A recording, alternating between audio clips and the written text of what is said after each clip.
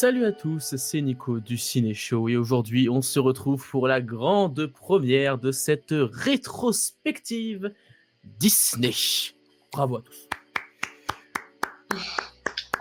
Bravo, J'avais envie d'introduire avec de la joie. Dans cette rétrospective, nous allons regarder et décrypter tous ensemble les presque 140 films qui sont inclus dans la liste des films Disney numérotés, ce qui veut dire que ça comprend aussi bien les classiques de l'animation Disney basique qu'on connaît tous, mais ça comprend aussi les suites, et non pas que les suites ciné, ça comprend aussi les suites directes to vidéo, ou d'autres films qui sont sortis directement en vidéo, il n'y a pas que des suites, et ça inclut aussi les Pixar, dont on parlera en temps voulu, parce que ce ne sera pas pour tout de suite, vu le nombre d'années qui séparent le premier Disney et le premier Pixar, donc ça arrivera d'ici quelques temps, et le but c'est que toutes les 2 semaines, on se retrouve pour discuter de 6-7 films, parfois 5, ça dépendra. Entre 5 et 7 films, ça dépendra des périodes et des durées de chaque film. Donc ça nous permettra du coup de découvrir toute l'histoire de Disney. Et pour ma part, de découvrir les films Disney, parce que c'est vrai que j'en ai pas vu beaucoup. Surtout des anciens. Donc ça fait que ça me permet de rattraper ma culture, si je puis dire, cinématographique. Ça fait très plaisir. Quoi donc ? C'est moi choqué. Choqué. Tu es choqué ? Ah. D'ailleurs, je me permets de dire aux gens qui nous regardent que ça se peut quand vous nous regardez, nous sommes à 160 films Disney. Ou à 170. C'est vrai, parce que là, nous tournons en 2030. Ouais, voilà. Ça, là, actuellement, nous tournons en février 2024 et il est possible que cette vidéo sorte presque un an après. Je suis peut-être mort si cette période-là. Bon, ben voilà. Peut-être qu'on s'est séparés depuis, que je sors cette vidéo en guise de dommage, je sais pas. Voilà. On dira. Voilà. Ben, je suis peut-être marié avec Eva Green. Oui. Ouh là. Même dans tes rêves. Bon. Pour cette première vidéo, et d'ailleurs, je vous ai même pas présenté avec qui nous allons faire cette rétrospective formidable, puisque nous sommes accompagnés de 2 personnes formidables. D'abord, on a Mélanie, qui est la meilleure chroniqueuse de l'histoire des chroniqueuses. Qui est extraordinaire. Ça va, Mélanie ? La semaine dernière. Ça va. Ça va. Que d'éloges, dis donc. Je vais revenir plus souvent, écoute. Alors, reviens plus souvent, et on continuera les éloges. Et bien sûr, celui que vous voyez souvent, parce que lui aussi, c'est le chef d'Avenir Ciné, vous voyez aussi dans d'autres lives, Cinéphage, le grand Cinéphage. Comment tu vas ? Ça va très bien, très bien. Ça va très très bien. Ah, je suis ravi de... Ah mais là de toute façon je ressors de la projection d'Avatar 3 et franchement ça va super bien. Tout va bien sûr, Avatar 3, c'était bien. C'était lourd. Donc dans cette première vidéo de cette rétrospective, nous allons parler de 7 films Disney, puisque nous allons parler du tout premier, bien entendu, qui est Blanche-Neige et les 7 nains, et on finira avec les 3 Caballeros. Voilà pour le programme. Et on va du coup parler de plein de films plus ou moins intéressants. On aura l'occasion d'en reparler. Je propose qu'on ne perde pas plus de temps et qu'on commence tout de suite avec le tout premier classique d'animation de chez Disney. J'ai nommé Blanche-Neige et les 7 nains. Une histoire vraie. Une histoire d'amour. Où nous vivrons, lui et moi, heureux à jamais. Le plus grand classique des films Walt Disney, Blanche-Neige et les 7 nains.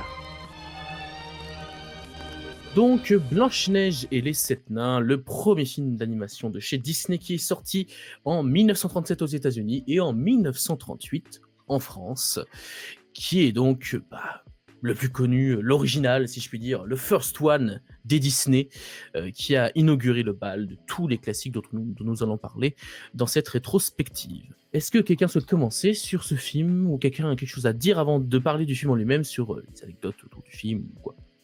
Du coup, ce premier film de 1937 réalisé par David Hand, si je ne me trompe pas, enfin c'est plus superviseur, parce que véritablement réalisateur, parce que bien sûr la personne qui est à l'origine de ce projet, c'est bien sûr Walt Disney, Walt Disney. Voilà, qui de Blanche-Neige, c'était l'un de ses contes préférés, donc pour lui ça semblait évident que s'il devait réaliser un long métrage d'animation, ce serait Blanche-Neige.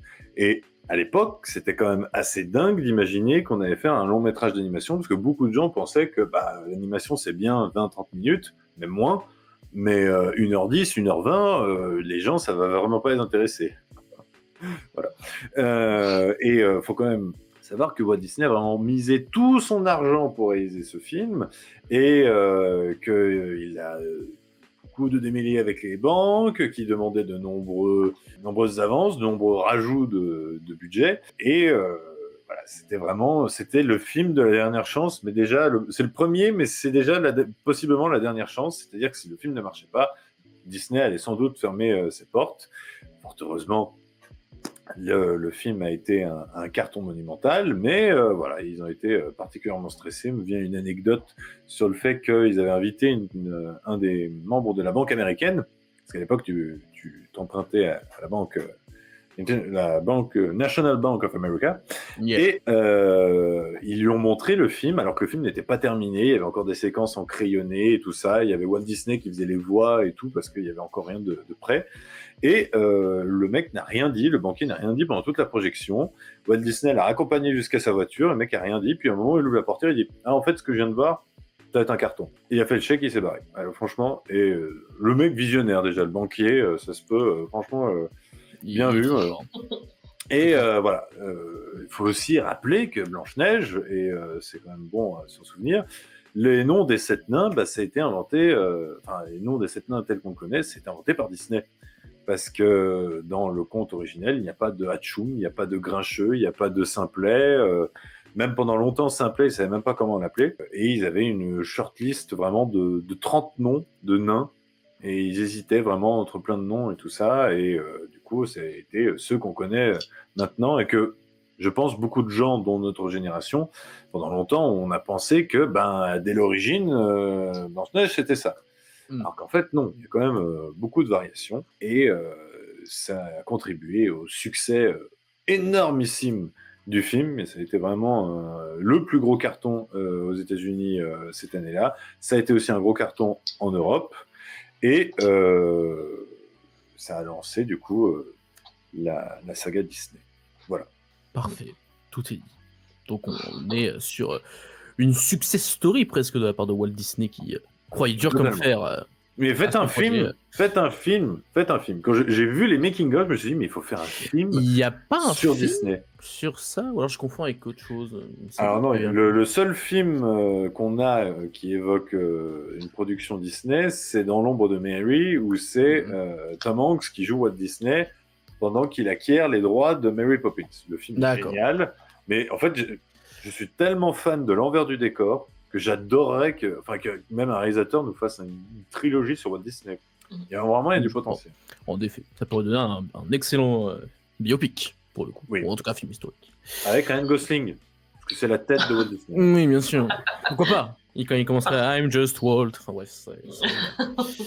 Mélanie, je propose que tu commences à nous donner ton avis sur ce premier film Disney. Eh bien, moi, c'est un Disney qui m'avait beaucoup traumatisée petite. Je l'ai beaucoup regardé, mais à chaque fois, la scène de la forêt me terrifiait. Ah oui. Ça va revenir souvent, les scènes traumatisantes. Ah, surtout les premiers. J'en ai beaucoup regardé et je suis fan de Disney, mais j'ai été beaucoup traumatisée, c'est sûr. Du coup, j'étais pas trop chaude pour le redécouvrir, je dois avouer. Ça fait très très longtemps que je l'avais pas revu. Et bon, il a quand même un peu vieilli, je trouve. Voilà. 1937. Il a presque 87 ans. Vas-y. Pas de bêtises. Oui, c'est quand même assez nostalgique. C'était le début du Il était une fois, le début du prince et des princesses. Par contre, ce qui m'a perturbée quand j'ai revu le film, c'est un peu les scènes un peu longues avec les nains. Alors, ils sont très attachants, très drôles. J'ai trouvé ça très mignon, mais c'est vrai que ça fait un peu, on remplit un peu le film pour faire tirer en longueur le temps que la sorcière se prépare, la reine se prépare, je trouvais. Voilà. Et surtout, j'ai trouvé la fin hyper précipitée au final. Quand on revoit le film, c'est un peu précipité, une course poursuite et puis. Je sais pas si j'ai le droit de spoiler, mais je pense que tout le monde l'a vu. Mais... D'avance, je l'ai pas dit, mais il est évident que on va spoiler mais tous les Non, mais- films. Mais alors, vraiment. Ah, on Toi, sait jamais, il y en a que j'avais pas vu. Donc, Non mais qu'en 2024, on se dit bon, est-ce qu'on peut permettre de spoiler le Spoiler 6e Blanche-Neige. sens? Je veux bien, mais Blanche-Neige et les 7 nains, je pense quand même, les gars, on peut y aller. Hein. c'était une précaution. Non, mais tu as raison. Oui, j'ai trouvé la fin hyper précipitée, la course-poursuite. Et au final, elle se tue toute seule, quoi. Clairement. Bah oui, Voilà. Et pareil, toujours si traumatisant, je elle trouve. précipite sa propre chute. Oui, c'est hyper violent. Je trouve ça hyper violent. Si c'est pour des enfants, je trouve ça hyper violent. Voilà, à peu près tout ce que j'ai à dire pour l'instant. Très bien. En gros, mon ressenti sur tout le film. Très bien. Voilà. Alors, pour ma part, c'est parmi les 7 dont on va parler aujourd'hui, le seul que j'avais déjà vu, je pense. Ce tour-là, je suis presque sûr de ne pas l'avoir vu, ou en tout cas, j'en ai vraiment zéro souvenir. Donc ça veut dire que vraiment j'ai dû les voir beaucoup trop petits pour m'en rappeler. Donc ce Blanche-Neige, je l'avais déjà vu, j'en avais un très bon souvenir, et c'est toujours le cas. Je trouve que c'est un film qui, évidemment, il a pris un petit coup de vieux dans 2-3 aspects, mais je trouve qu'il a quand même pas forcément perdu de son charme, de sa féerie, notamment toute la scène où t'as tous les animaux qui vont ranger la maison, ils vont chanter tous ensemble. J'ai trouvé que c'était une scène qui marche toujours très bien. Voilà, tu le fais très bien. Ah bah, Puis au-delà de ça, je trouve que l'animation, surtout, enfin, je veux dire, ça a 87 ans, et je trouve toujours qu'en termes d'animation, évidemment que c'est pas parfait, mais c'est quand même assez impressionnant. Et puis, on aura l'occasion d'en reparler, c'est même mieux que certaines Chien et Chat. suites que Chien et Chat, déjà, oui, ça c'est sûr, mais même que certaines suites Disney dont on va parler dans plusieurs vidéos. Donc, c'est ça qui est d'autant plus impressionnant, et ça a dû demander un travail, en effet, assez monstrueux, pour pas dire gargantuesque, de la part des équipes derrière. Oui, pour le coup, en fait, les animaux, j'avais noté, je les trouve très très bien faits.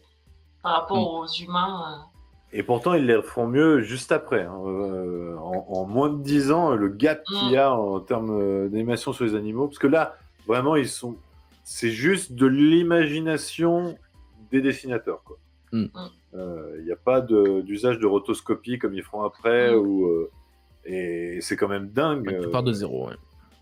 Là, ils partent de zéro. Alors après, ce qui est assez dingue, c'est les décors, parce que tu vois maintenant qu'il y a plusieurs couches de décors, et que la caméra, tu vois, essaie de superposer plusieurs dessins. Voilà, ça crée de la 3D, un effet de profondeur, mais il fallait y penser, quoi. Oui, c'est vraiment assez novateur pour l'époque, et puis ça en fait un film qui, je trouve, même aujourd'hui, reste très divertissant. Je trouve pas que c'est l'un des meilleurs de chez Disney ou quoi, mais je pense que pour un début, c'est clairement... Bah oui, c'est un film qui va poser les bases de manière fort brillante en termes d'animation notamment, et dans l'esprit Disney, la féerie, les chansons, les princesses, le prince, etc. Et ça va évoluer au fur et à mesure du temps, mais toutes les bases sont déjà là dans ce film, donc ça en fait un premier film de Disney très intéressant à regarder aujourd'hui, je trouve, et toujours aussi divertissant. Et toi, cinéphage, pour finir. Moi, c'est un film d'animation qui est marquant quand tu le vois gamin, parce que inévitablement, comme Mélanie, alors moi, c'est pas la séquence de la forêt qui m'avait vraiment effrayé, mais c'est vraiment la reine dont le plus effrayant, en fait, ce sont ses yeux. Et en fait, je trouve qu'elle est effrayante même quand elle est pas encore transformée. Elle a vraiment un regard d'un froid glacial, c'est vraiment saisissant. Et puis après la transformation, ce fameux fondu en noir où elle regarde la caméra, et le dernier élément qui reste un peu en apparence avant que tout devienne noir, c'est ses yeux. C'est vraiment, vraiment effrayant. Et pour l'époque... ça vous a pas marqué la scène où elle apparaît dans la fenêtre? Il y a Blanche-Neige qui est en train de faire ses trucs, et d'un coup, il y a la sorcière à la fenêtre. Ah oui, bah, tu comprends Blanche-Neige. Qu'est-ce que c'est que ça? Mais voilà, ça fonctionne encore maintenant. Les chansons sont intemporelles. Un jour, mon prince viendra. Et on rentre du boulot, siffler en travaillant. Enfin, voilà, c'est absolument génial. Et par contre, c'est vrai que j'ai ressenti aussi énormément de longueur au milieu du film. C'est-à-dire que le film s'arrête au moment où les nains apparaissent. Il y a 10 minutes de film entre le moment où les nains arrivent chez eux et qui vont dans la chambre pour voir Blanche-Neige. Il y a 10 minutes de film. C'est quand même dingue. Et on sent que, voilà, il y a peut-être une volonté d'étirer. Et encore, Et encore, Disney a voulu couper 2 scènes qui, selon lui, auraient rallongé encore le film. C'est la scène du souper et la scène où les nains construisent un lit pour Blanche-Neige. Ces 2 séquences-là, on a encore les crayonnés et ils ont voulu les réutiliser plus tard pour faire une sorte de court-métrage avant Pinocchio pour faire genre c'est le retour de Blanche-Neige. Oui, je me remets déjà les pinceaux sur les princesses. Le retour de Blanche-Neige. Et finalement, ils l'ont pas fait, mais vous pouvez trouver ces éléments-là, ces crayonnés, ils sont montés, petit court-métrage, dans le Blu-ray. Et voilà, il y a quelque chose d'assez long. L'animation, elle reste quand même dingue pour l'époque, parce qu'on se dit, ils tentaient déjà des choses avec l'eau, avec le puits, ils tentaient déjà des choses avec les animaux. Les visages sont quand même assez bien faits. Sauf il y a 2-3 animations maintenant qui font un peu rire, quoi. Blanche-Neige au début, quand elle voit le prince et puis qu'elle ferme le rideau, elle est là. Comme ça, elle fait... c'est vrai que sur les visages, c'est là où on sent un petit peu plus le gap. On va dire le temps, les visages sont pas. Non, mais la différence entre Blanche-Neige et les animaux, mais moi je suis bien plus attiré par l'animation des animaux, quoi. Sinon, les humains, ils sont fades. Ça tombe bien, on a un film avec que des animaux dans pas longtemps. Donc, ils sont pas tous fades. Enfin, le prince est fade en même temps, c'est un personnage totalement tertiaire, quoi. Blanche-Neige, il y a vraiment des animations qui sont bien faites. Par contre, la reine est totalement réussie. Le chasseur aussi, en quelque sorte. Le chasseur, vraiment, on arrive vraiment à capter une émotion, personnage qui hésite. Dès qu'on le voit, on se dit, ça va vraiment être un meurtrier. Et au final, non, c'est assez bien fait. Et par contre, il y a un truc que j'aime bien avec ce Blanche-Neige, c'est que vu que c'est le premier film, vu qu'évidemment, ils n'avaient pas la possibilité de faire une histoire extrêmement développée, tout ça, c'est qu'il y a un côté vraiment film petit monde où tu as l'impression que sur Terre, il y a 5 personnes. Il y a 5 humains. Bah non, il y en a 7, il y a déjà les 7 nains. Oui, il y en a 7, oui, donc non, il y en a enfin voilà, on va dire une dizaine d'humains. C'est que c'est un film post-apo. Non, mais t'as vraiment l'impression qu'il n'y a rien autour, quoi. Et il y a vraiment une ambiance mystérieuse où t'as l'impression que le château il est juste à côté de la maison des nains. T'as l'impression que ça se passe un peu limite en 2 jours, c'est un peu particulier. Oui. Et puis t'as ce plan final où... Le château dans le ciel, château dans le ciel, tu te dis, mais est-ce qu'ils vont mourir? Enfin, ça fait vraiment très mystérieux. Et je trouve que c'est vraiment le Disney... Il n'y a que ce Disney-là qui me fait cet effet-là, où t'as l'impression d'être dans une bulle un peu éloignée du temps, un peu éloignée des autres événements sur Terre, et c'est assez bien réussi. Et c'est totalement légitime, je trouve, pour Blanche-Neige, quand on essaye de te vendre une histoire où la reine ou Blanche-Neige sont les plus belles femmes au monde. C'est sûr que quand il y en a que 2, voilà, si il y en a que 2, la concurrence est mieux réussie. Mais bon, t'as envie de dire, la reine, si t'es si peiné que ça, écoute, il y a le chasseur... Blanche-Neige, il y a le prince, et puis voilà, fin de l'histoire. C'est réglé. Donc, à moins que vous ayez quelque chose à rajouter, je pense qu'on est d'accord tous pour dire que c'est un très très bon premier film de la part de Disney, qui posa merveilleusement les bases pour l'avenir du studio. Je vous propose qu'on continue avec le deuxième film des studios Disney, qui est ni plus ni moins que Pinocchio.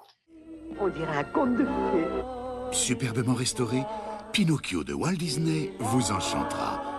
Et si vous priez la bonne étoile, tout peut arriver. Alors, Pinocchio, c'est sorti en 1940 aux États-Unis, mais seulement en 1946 en France, puisque vous vous en doutez, en 1940, il y avait la Seconde Guerre mondiale, ce qui fait que ça a pas mal retardé la sortie de beaucoup de films Disney, pas seulement Pinocchio. La plupart de ceux dont on va parler aujourd'hui sont sortis bien après les États-Unis.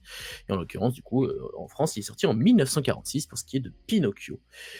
Cinéphage, est-ce que tu as des anecdotes croustillantes ou pas? Alors, est-ce que vous saviez qu'à la base, Pinocchio ne devait pas être le deuxième film des studios Disney? Il me semble que de base, c'était le premier, non? Non, pas du tout. Dommage. Non, en fait, à la base, Walt Disney voulait déjà faire Bambi. Mais il s'est vite rendu compte qu'il n'aurait pas suffisamment de technique, que c'était trop tôt pour faire cette histoire. Et du coup, ils se sont rabattus sur Pinocchio, et donc l'adaptation du livre de Carlos Collodi, qui était une sorte de sériel sur des journaux et qui a été réuni en un seul film. D'ailleurs, cet aspect sériel, on le retrouve dans le film, puisque le film est une sorte d'enchaînement de péripéties, et du coup, ça rend bien hommage à ce format-là. Et Pinocchio, c'est vraiment, pour beaucoup, la concrétisation vraiment totale de la vision de Walt Disney. C'est la première vraie concrétisation totale de Walt Disney, c'est-à-dire que l'histoire est dingue, les personnages sont dingues, les chansons sont dingues, on s'ennuie pas une seule seconde, c'est vraiment formidable, mais il faut savoir que Pinocchio a été un échec. Au début, dans sa première sortie, ça a été un échec total, puisque certes, vu qu'il y a eu la guerre, le marché européen, rien du tout, mais aussi aux États-Unis, il n'a pas vraiment rapporté suffisamment pour pallier son budget qui était assez colossal. Voilà. Bah, Cinéfa, je te propose que tu commences cette fois-ci pour ton avis sur le film. Qu'est-ce que tu en penses de Pinocchio? Ben, pour moi, c'est le premier Disney 10 sur 10. Voilà. Pour moi, vraiment, Pinocchio, je trouve que c'est extraordinaire. Je trouve qu'il fonctionne encore mieux. Enfin, plus je vieillis, plus je l'apprécie, ce film. Parce que je vois vraiment à quel point il y a une marge de progression monumentale entre Blanche-Neige et ce film-là. En termes, du coup, d'écriture, il n'y a pas un seul temps mort. Il se passe toujours quelque chose à l'écran. Le fait de vraiment mettre un focus sur le personnage de Jiminy Cricket, qui est le cœur du film, c'est une excellente idée de Walt Disney, parce qu'il faut quand même savoir que Jiminy Cricket, à la base, dans le bouquin, il se fait écraser par Pinocchio en à peu près 10 pages. Oups. Donc, parce que dans le bouquin, Pinocchio, c'est un sale con. Ouais, ça, j'avais cru voir. C'est ce que d'ailleurs avait. Oui, mais dans le. Il est naïf dans le dessin animé. C'est pas un petit con. Oui. Dans Ensuite Del Toro, pour le coup, qui s'en rapproche pas mal, on retrouve un peu plus ce côté un peu petit con pour le coup. Ouais, sans aller trop loin quand même. Loin. Voilà. Il est un peu con parce qu'il retourne dans le même piège juste après, alors qu'il avait. Ah non, mais oui, non, mais il est naïf. Mais il est pas méchant. Alors vraiment, dans le bouquin, apparemment, c'est vraiment c'est un sale gosse, quoi. Tu as envie de lui foutre des baffes, quoi. Et là, vraiment, du coup, je trouve que c'est assez attachant. D'ailleurs, ils ont vraiment galéré énormément pour arriver au dessin de Pinocchio qu'ils voulaient, parce que, en fait, s'ils faisaient vraiment un dessin de pantin, ça marchait pas beaucoup, et du coup, ils sont beaucoup rapprochés du dessin d'un enfant. D'ailleurs, j'ai toujours trouvé que le dessin de Pinocchio était plus attachant que le dessin de Pinocchio vrai enfant à la fin. Oui, grave. Il n'a pas de bonne bouille à la fin. Et puis aussi, les personnages de Geppetto, enfin voilà, c'est vraiment... moi, Grand Coquin me fait toujours rire. Je trouve qu'il est génial, ce personnage. C'est mon surnom aussi dans les soirées. On m'appelle Grand Coquin. Non, je déconne. Si tu veux, on t'appelle comme ça. On peut t'appeler comme ça pour le reste de la vidéo. Hein. Ça. Mais voilà, franchement, c'est un film que je trouve absolument magnifique, enchanteur, et là aussi effrayant par certains aspects, puisqu'il y a vraiment des séquences assez chocs. Le gamin qui se transforme en âne, c'est monté comme un Hitchcock. Hein. C'est véritablement ultra stressant, cette séquence. Et surtout, il n'y a pas de happy end pour certains personnages. Voilà, c'est vraiment un apprentissage qui t'indique que le monde est cruel et que si tu n'essayes pas de prendre les choses en main par toi-même, si tu n'essayes pas de faire en chose que les... Personne ne te fera de cadeau. Personne ne te fera de cadeau. Si tu ne restes pas proche de tes proches, tout ça. Et voilà, si tu ne restes pas proche de tes proches, si tu fais confiance à n'importe qui, il peut t'arriver du mal. Vraiment, c'est un très très bon récit d'initiation. Oui, je suis assez d'accord. J'ai surtout remarqué aussi la différence entre du coup Blanche-Neige et Pinocchio. Je trouve que, surtout au début, le film prend bien plus le temps. Et j'ai beaucoup aimé cette ambiance avec Geppetto, ses animaux, etc. Les horloges. Voilà, j'ai regardé tous les détails et tout, et ça me...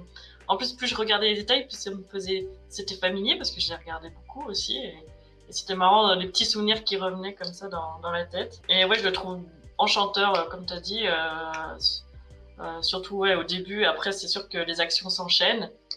Je trouve même qu'on est un peu perdu dans le temps. Parce qu'au final, t'as l'impression qu'il passe 2 soirées hors de chez lui. Et en fait, il rentre chez lui, chez Geppetto, on voit des toiles d'araignée. Et en fait, ça fait des semaines qu'il est à la mer en train de le chercher. Enfin, bon, d'ailleurs, il y a un truc très drôle qu'ils disent dans le making-of, c'est qu'à un moment, ils disaient « Mais comment Pinocchio va savoir que Geppetto est enfermé dans Monstro ?» Et là, il y en a un, il dit « Bon, on n'a qu'à dire que c'est une colombe qui dépose un papier et c'est marqué dessus que Geppetto est dans le ventre de Monstro. » Et il y a un mec qui fait c'est une bonne idée. Et du coup, c'était dans le film, alors que de base, le mec disait ça en déconnant, quoi. mais c'est un peu, voilà, il y a des petites incohérences, mais bon, c'est pour faciliter le cours d'histoire, voilà. Mais oui, c'est un très bon film pour enfants, même si effectivement il y a des scènes d'horreur. Moi, j'ai pas pu me baigner dans ma piscine pendant plusieurs temps parce que j'avais peur d'un cachalot dans la piscine. Oh non. J'avais peur de Monstro dans la piscine. Un Monstro dans la piscine. Juste après Monstro, il y a l'un des plans hyper glaçants quand même. C'est une fois qu'ils sont sur la berge, que tu as ce plan où tu as Pinocchio qui est la tête dans l'eau. Et là, tu as fondu au noir. Et en plus, la musique fondu au noir. Et là, hyper violent. Là, tu pourrais faire une parodie et mettre juste le générique de fin après. Et là, c'est... C'est vrai que il est mort. C'était quand même quelque chose, ça. Non, mais oui, il y a des plans comme ça. Alors, il y a 2-3 transitions Made in Disney vraiment chelou. On parlera après de Bambi, hein, parce qu'il y a une transition, il faudra qu'on en parle, mais... si on pense à la même, je suis d'accord. On va voir. Oui, voilà. On va voir. Voilà, j'étais très contente de le revoir. Moi, j'ai bien aimé. Et j'ai trouvé marrant aussi l'animation de l'eau au début des Disney. Ça fait très à la craie, on dirait. Je sais pas si vous avez remarqué le mouvement de l'eau avec la houle et tout. Mais je trouvais ça bien pour l'époque. C'était super sympa et voilà. J'ai un peu du même avis que toi, Cinéphage. Bah, je pense que je n'ai pas être très original. J'ai découvert ce film et je l'ai vraiment beaucoup aimé. C'est le seul film que je peux présenter en Blu-ray dans cette vidéo parce que j'ai aucun autre film à parler. Ah, j'ai le même. J'en profite. Il y a un excellent making-of d'1 heure sur ce film. Peut-être que je les mate un jour, les making-of. Ça peut servir à apprendre des choses. Il y a un reportage sur les horlogers après aussi, mais bon, si tu veux aller plus loin. Pourquoi pas.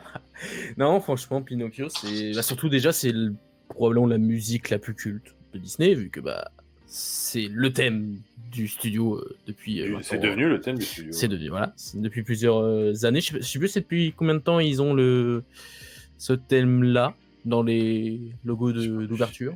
J'ai envie de dire les années 80-90. Ouais, non, mais j'étais dans mon... Je pensais que c'était ça à peu près. Je sais pas. À creuser. Faudrait voir. Dans tous les cas, ouais, la musique est iconique. Non, c'est vraiment depuis les années 2000. 2000 Ouais, c'est depuis le logo en 3D. Oui, parce que dans les années 90, c'était... c'était un truc différent. Okay. J'arrive à avoir la musique en tête, j'arrive pas à me la faire. C'est depuis qu'ils font le logo en 3D avec la petite fille qui passe à travers... Avec Ouais. C'était ça à la fin de 90. Voilà, bref. Ok. Et du coup, on fera un blind test un jour. À la fin de cette rétrospective, un petit blind test. C'est un film iconique, à la musique iconique, à l'histoire très universelle, mais de rien, c'est surtout ça que j'ai aimé, c'est que, évidemment, j'en connais pas beaucoup des pantins qui vont rêver de devenir petit garçon, mais ce que je veux dire, c'est qu'il y a cette histoire, justement, de ce petit garçon, fait qu'il y a beaucoup, comme tu l'as dit, Cinéphage, ça peut servir de rite d'initiation presque pour un enfant qui regarde ce film et qui apprend toutes les bonnes valeurs finalement de la vie, aider son prochain, être courageux, ne pas écouter sa conscience, tout ça. Enfin bref, c'est vraiment un très bon film à ce niveau-là qui n'hésitez pas à le présenter à tous vos enfants pour un but éducatif. C'est très important. Faut pas aller à la piscine après. Mais... Voilà, n'allez pas à la piscine par contre, évitez. L'animation est encore moins vieillie que celle de Blanche-Neige et pour le coup vraiment c'est assez impressionnant tellement que franchement ça pourrait être un film qui est sorti il y a 20-30 ans, ça m'aurait pas... De toute façon l'animation 2D a du mal à vieillir quand même. Enfin, surtout celle-là elle est tellement travaillée que c'est intemporel véritablement. Je vais le dire souvent intemporel. Non mais de toute façon on va souvent se répéter sur certains films parce que c'est un peu toujours la même magie, la même qualité, tout ça. Et donc, pas tous. Peut-être pas tous, non. Même dans cette vidéo, pas sûr que tous ce soit... Voilà. Mais ouais, j'ai vraiment beaucoup aimé découvrir ce film qui m'a un petit peu fait comprendre là encore, parce que là où Blanche-Neige posait les bases pour ce qui est des histoires de princesses, de chansons, etc. Pinocchio a su poser les bases, je pense, on va dire, des autres films Disney qui ne concernent pas justement les princes et princesses, avec des histoires, là encore, sur des trucs assez universels. On retrouve un peu les mêmes thématiques dans plein de films Disney récents, et qui, du coup, on se rend compte qu'il a inspiré quand même beaucoup d'autres films du même style. Non, franchement, ça a été une superbe découverte, l'un de ceux que j'ai préféré découvrir pour le moment dans cette rétrospective. Donc, pour moi, c'est un immense classique à voir et à revoir, tout simplement. C'est comme la pub. Les classiques à voir et à revoir. À voir et à revoir. Et le manège à Disneyland est super aussi. Même si je crois que je l'ai pas fait. On a une vidéo de moi, enfin on m'entend, mon père filmait l'attraction, j'avais 4 ans, on m'entend crier quand il y a le cachalot. Donc Pinocchio, c'est tout comme Blanche-Neige, un grand classique, nous validons tous les trois. Y a pas... Encore une fois, pour l'instant, on n'est pas sûr des films qui vont diviser ou quoi, ce sera peut-être d'ailleurs le cas de la plupart d'entre eux, mais on va petit à petit arriver sur des films un petit peu plus... sujet à débat, et d'ailleurs je crois que le prochain sera particulièrement croustillant à ce niveau-là. Messieurs, dames, il est temps de parler du troisième film de chez Disney, à savoir Fantasia. Fantasia, réalisé par les plus grands maîtres de l'animation. Fantasia de Walt Disney. Fantasia.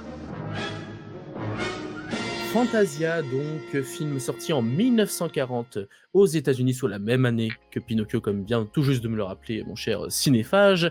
Et en plus de ça, il est sorti du coup en 1946 en France, donc là encore, tout comme Pinocchio, après la guerre.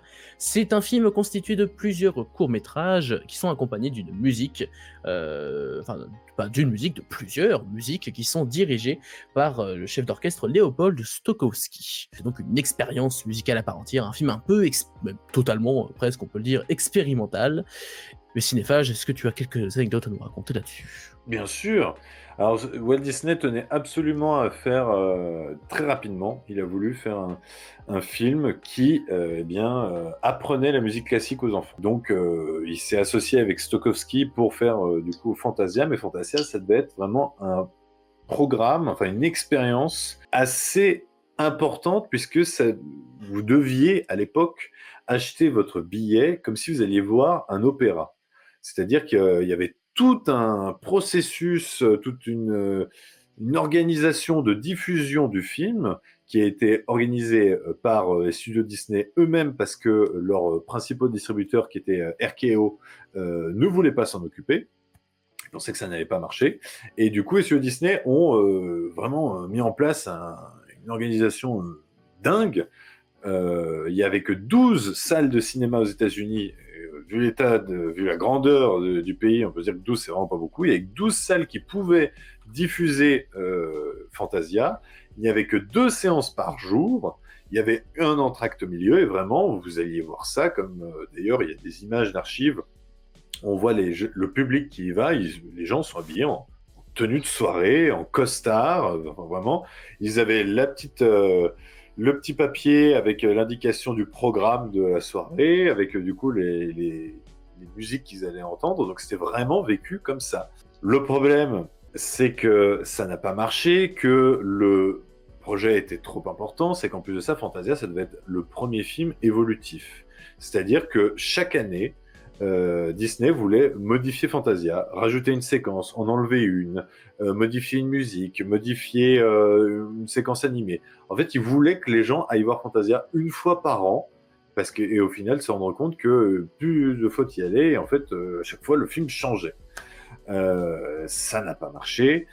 Ensuite, RKO a repris, donc le producteur historique de Disney à l'époque, a repris Fantasia, l'a raccourci en 1h20 au lieu de 2h10, a enlevé toutes les séquences commentées du chef d'orchestre, qui sont les plus drôles, je trouve, et il est marrant quand même. Nous allons faire une pause. Rappelle-moi comment déjà s'appelle le chef d'orchestre. Léopold Stokowski. Non, pas le chef d'orchestre, le présentateur, le narrateur. Ah, je n'ai pas devant moi, je vais te dire ça tout de suite. Continue. Oui. Et du coup, ils avaient enlevé tout ça, ils avaient enlevé toutes les séquences les plus abstraites, parce que ce Fantasia-là a beaucoup de séquences abstraites où vraiment ça essaye de montrer à l'écran les formes géométriques, les images que nous on pourrait avoir en écoutant ces musiques-là. Ce qui est, je trouve, vraiment un exercice passionnant et très intéressant. Et Il s'agit de James Taylor, il me semble. James Taylor, voilà. Et ils avaient enlevé toutes ces séquences-là, ils avaient enlevé les 3/4, enfin pas les 3/4, mais vraiment beaucoup de séquences abstraites. Et ça faisait un film d'1h20, mais là encore, le film n'a pas marché. Et sans doute à cause aussi du fait que le marché européen était toujours aux abonnés absents à cause de la guerre. Et du coup, Fantasia est resté un échec, même si par la suite, et c'est encore le cas aujourd'hui, il faut quand même se dire une chose, c'est qu'il n'y a pas une seule journée dans le monde sans que Fantasia soit diffusé au cinéma. C'est vous dire l'importance de l'œuvre. Alors, certes, certains ne sont pas réceptifs,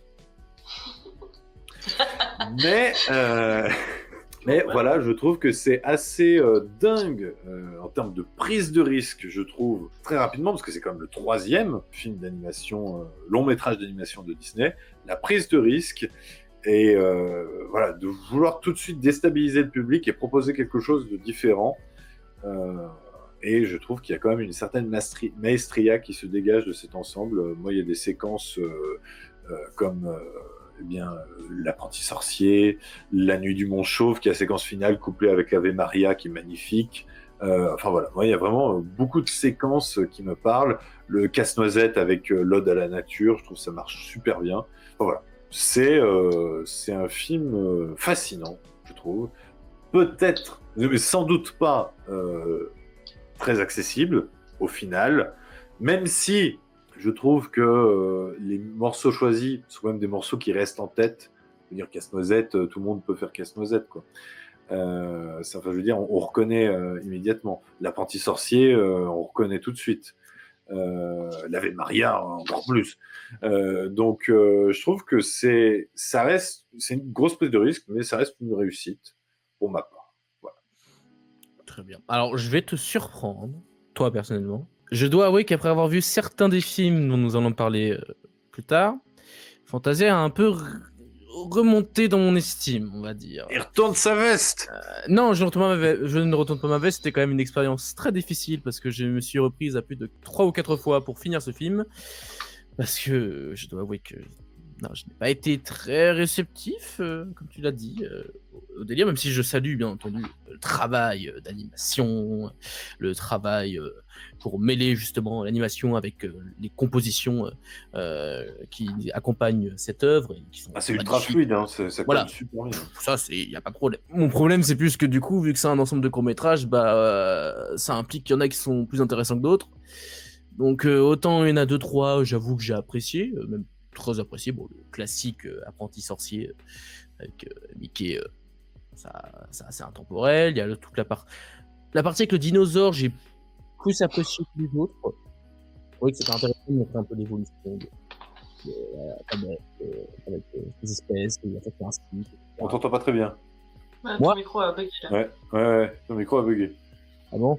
Alors ça me fait penser pendant ce temps-là, pendant ce problème technique, à une anecdote, c'est que les gens de studio Disney, on leur a dit faites-nous un dessin animé avec un dinosaure, et Walt Disney a dit eh bien fais-le-moi très réaliste comme marcherait véritablement un dinosaure. Et là le dessinateur a dit parce que toi tu sais comment marche un dinosaure. Voilà, c'est une anecdote très cocasse. Parce que c'est vrai qu'il faut quand même se rappeler qu'à l'époque, en 1940, voilà, on n'avait pas eu Jurassic Park. Oui, la scène, le court-métrage avec les dinosaures, on voit leur évolution, etc. C'était une partie que j'ai plutôt appréciée, même si c'est un peu longue et quand même à mon goût, mais bon, ça c'est de manière générale le film. Mais je trouvais que c'était intéressant, la façon dont c'était fait. Je crois qu'on a fait le tour de ce que j'ai aimé. Du coup, ensuite, il y a le reste, et bon... j'avoue que les trucs avec les centaures multicolores, je n'ai pas été très réceptif. T'aimes pas Beethoven? Non mais la musique est bien. Hein, mais c'est pas la musique.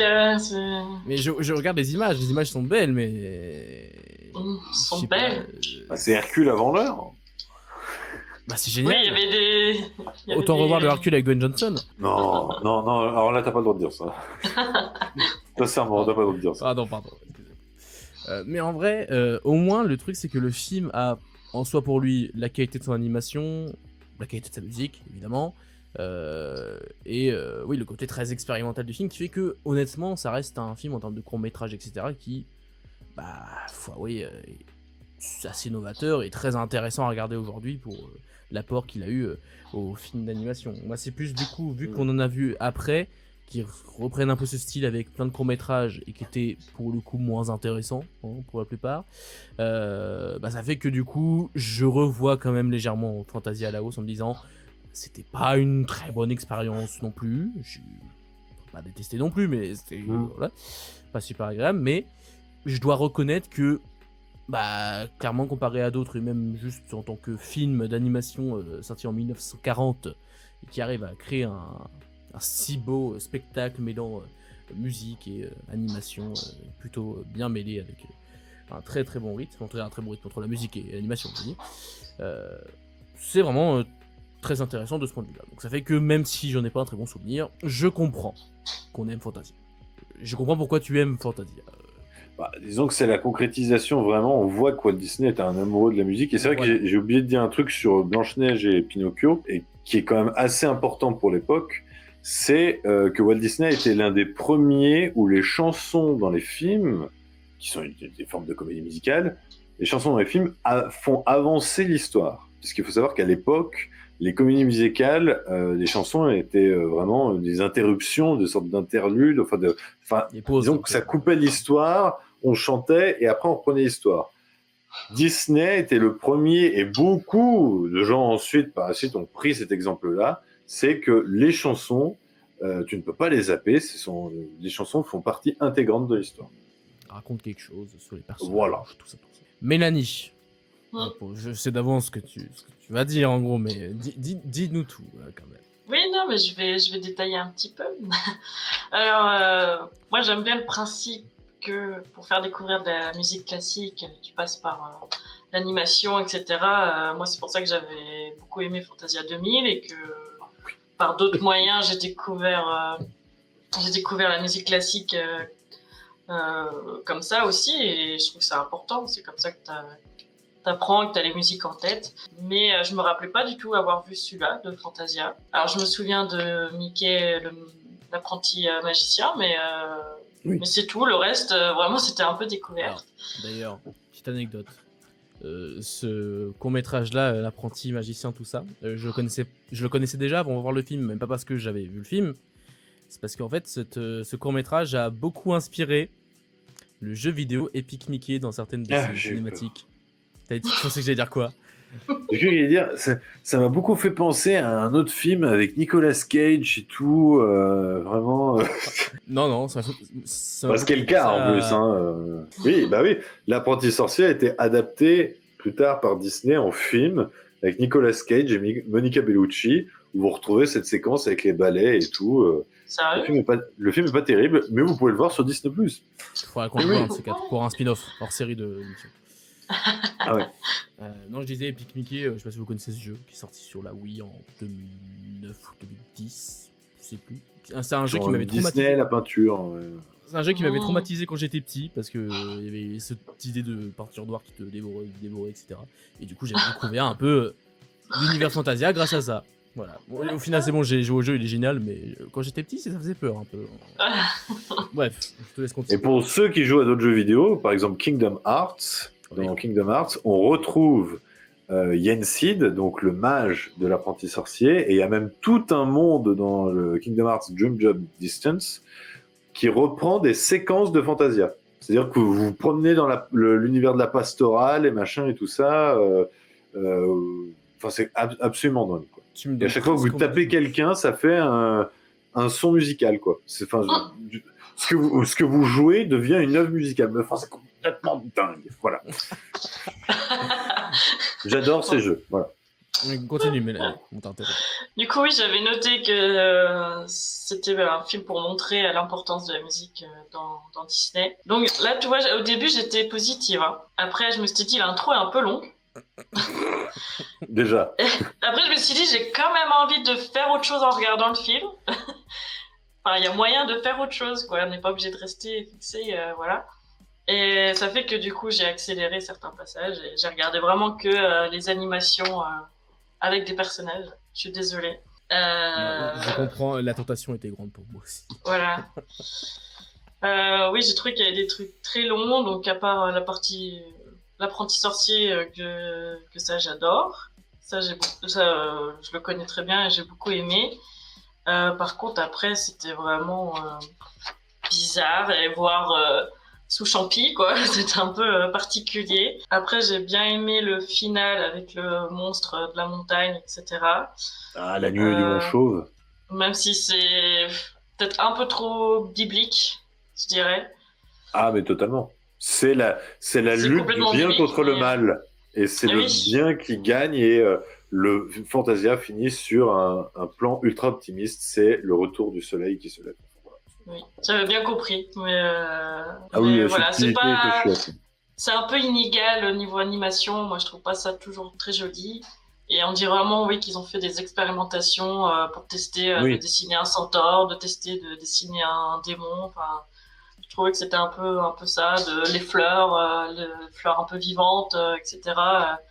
On dirait vraiment que c'était les tests des dessinateurs pour voir ce que ça pouvait donner et le reprendre dans les films en mieux, heureusement. Bon voilà, c'est pas mon préféré et même le reste ne m'a pas fait monter ne m'a pas fait remonter à Fantasia dans le classement.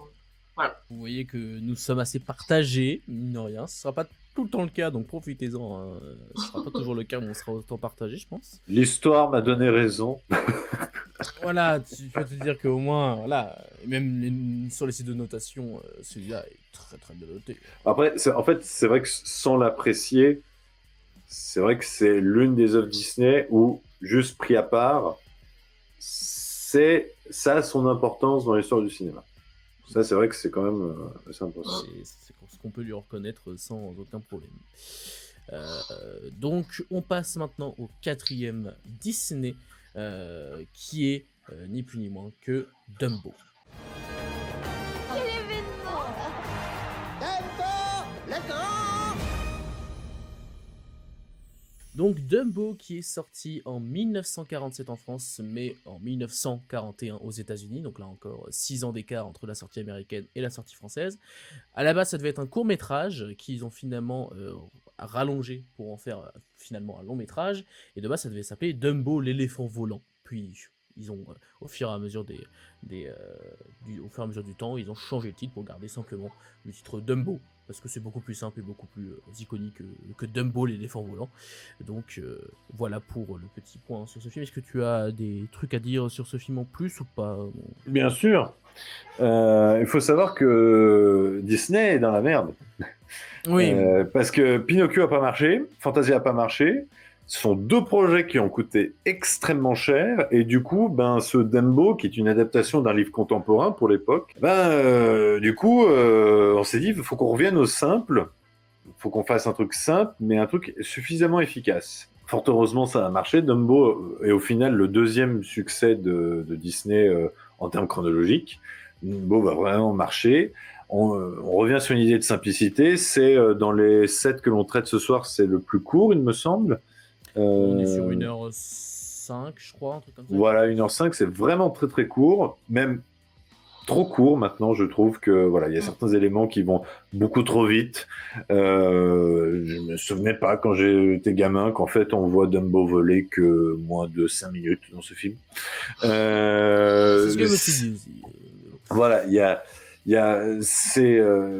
donc du coup c'est un film d'animation qui a réussi à sauver Disney malgré le fait que là encore le marché européen était inexistant et il s'inscrit aussi dans un contexte temporel assez compliqué d'un terme social du studio puisque juste après ils ont eu le temps de finir le film parce que juste après il y a eu une grève, la grève des studios Disney et ce qui a donné que beaucoup d'animateurs de Dumbo ont quitté les studios par la suite pour aller ailleurs. Et finalement, le noyau dur les 9 wise men, je ne sais plus comment ils disent, déjà les 9 plus grands animateurs, ça va vraiment être ceux qu'on va retrouver à partir de Bambi, qu'on voyait déjà un peu avant, mais vraiment les 9 principaux, c'est vraiment à partir de Bambi, Ward Kimball, et noms comme ça. Donc voilà, Dumbo, c'est assez charnier dans l'histoire de Disney. Pour ma part, c'est un film d'animation que je n'ai jamais trop bien apprécié. Même pour tout vous dire, c'est l'un des seuls films où je préfère le remake live action que le dessin animé original. Je trouve que, en fait, il manque cruellement d'une histoire où je m'imprègne totalement. En fait, c'est trop simple. Et ça marche étant enfant. Enfin, pour moi, ça n'a pas marché, mais je pense que ça marche beaucoup chez beaucoup d'enfants. Mais en grandissant, c'est beaucoup trop simple. On n'a pas du mal, enfin, on a du mal à s'intéresser à ce personnage. Il y a la souris qui fait un peu beaucoup penser au même schéma que Jiminy Cricket. On a ce côté qui est très touchant avec la mère qui du coup se va séparer de son enfant.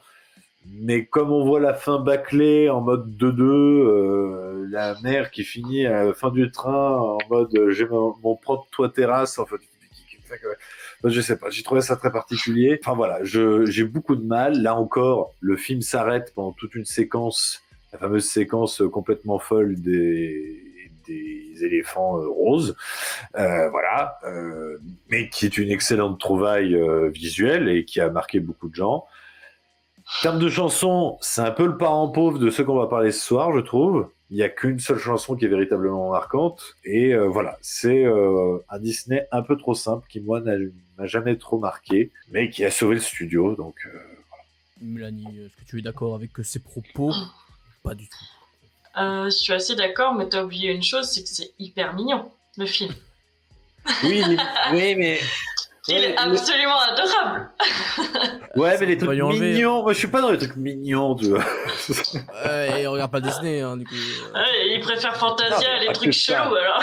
Ah, il préfère les centaures avec multicolore, c'est bon. Je sais pas si on fera un top à la fin de cette première émission, oui, mais c'est prévu. Fantasia est largement au-dessus pour moi que Dumbo. Hein. Mais sincèrement, mais ça a toujours été. En tout cas, moi je l'ai beaucoup vu enfant, et ça faisait très plusieurs années que je l'avais pas vu. C'est vraiment un des seuls Disney que j'ai pas revu avec Blanche-Neige, et ça m'a fait hyper plaisir de le revoir. Ça m'a rappelé plein de souvenirs, enfin pareil, la nostalgie qui revenait à chaque fois, donc j'ai trouvé ça hyper mignon. Après, je te rejoins sur le fait que ça raconte pas énormément de choses, ou dans le sens il y a pas énormément d'enjeux à part ce côté avec le cirque, voilà. Et je trouve en fait Dumbo subit un peu ce qui se passe. Il n'est pas du tout maître de quoi que ce soit. C'est la souris qui fait tout. Il parle même pas.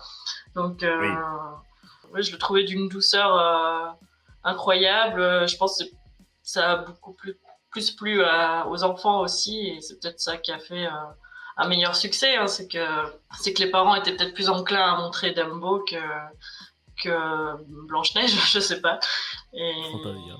Pas que Pinocchio, parce que Blanche-Neige a cartonné. Hein, donc oui, enfin Pinocchio, oui, pardon. Ouais. Pinocchio. Par contre, c'est gentil et tout, sauf évidemment la scène où des éléphants des éléphants roses et tout, c'est vraiment affreux. Moi, je trouve ça terrible. Parce que Dumbo boit de l'alcool. Oui. Oui, alors déjà petite, moi je comprenais pas ce qu'il buvait. C'est mignon, il boit de l'alcool. Bon petit liqueur. Ah non, mais c'est effrayant. Ils ont tout essayé, quoi. Ils ont pris une tête d'éléphant, ils ont essayé comme un fou. Ouais. Ils ont essayé tout ce qui était possible. C'était vraiment bizarre. Et effectivement, cette accélération sur la fin, où en un seul essai, en plus, il y arrive. Chapeau. Il est fort. Bon, de toute façon, je à peu près. Bon, moi, je l'ai découvert du coup. Hein. C'est partie de ceux que je découvre.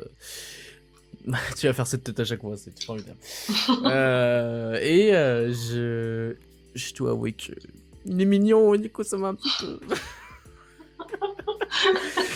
Non, je vais être honnête. C'est effectivement un film très simple qui, vous l'avez dit, même dans sa durée, voilà, ça dure pas très longtemps, et en plus, il y a quelques scènes qui sont pas forcément ultra utiles, on va dire, au déroulement du scénario, ce qui du coup laisse un peu perplexe, parce qu'il y a des scènes qui auraient pu durer plus longtemps et d'autres qui auraient pu être retirées, donc bref, c'est pas très grave. Mais il y a de même quelques scènes qui fonctionnent bien, effectivement, la scène où il va retrouver sa mère dehors, qui est dans la cage, et du coup, il voit sa pauvre maman dans une cage, j'ai trouvé que c'était très efficace, ça marchait toujours très bien. J'aime bien le petit personnage de la souris, je sais plus comment il s'appelle, mais... Timothée. Ah, ok. Timothée, vraiment un bon gars, je l'ai apprécié. Bonne interaction avec Dumbo. J'ai aimé justement le fait que Dumbo parle pas, justement. Moi, je trouvais que ça a donné Un côté d'autant plus adorable, je trouvais, où t'arrivais pas trop il parlait pas directement, mais tu arrives facilement à t'identifier rien qu'avec son visage qui était très bien animé en plus, donc ça c'était plutôt bien fait. Même si je suis d'accord avec le fait que sur la fin ça va être un petit peu vite, le côté ah j'ai mes grandes oreilles, il reste 10 minutes de film, ok c'est parti. Avec sa petite plume là. Ouais voilà, bon. Pourquoi pas, hein, mais c'est vrai que ça semble un peu rapide. Mais sinon, je trouve que c'est un film. C'est tellement rapide qu'enfant tu comprends pas cette histoire de plume qui l'aide mentalement et qu'à la fin il l'a plus et il faut quand même qu'il arrive à planer. Ça manque clairement d'une petite scène, d'un truc pour appuyer sur ça. C'est très rapide. Ça manque 10 minutes.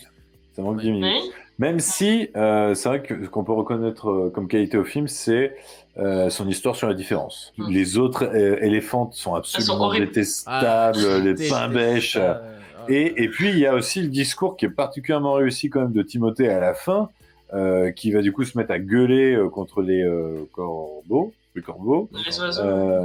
Les oiseaux, oui, je ne sais même pas si on peut dire corbeaux, enfin les oiseaux, qui commencent à se moquer de Dumbo, et là Timothée part vraiment dans un discours très appuyé, très prenant, et c'est là que, voilà, il y a quand même quelques instants de magie, enfin je reconnais quelques instants de magie quand même à ce dessin animé, même après, s'il ne me parle pas. Moi, ce qui me gênait avec le personnage de Timothée, c'est qu'il est quand même très on va te faire toi une star, on va te faire toi un peu. C'est vrai qu'au début, il y avait un élément du cirque, et moi je trouve toujours que c'est un peu moqueur. Je trouve. C'est un Jimmy capitaliste. C'est un peu hypocrite, quoi. Oui, un peu, ouais, pour se faire une renommée et tout. Pourquoi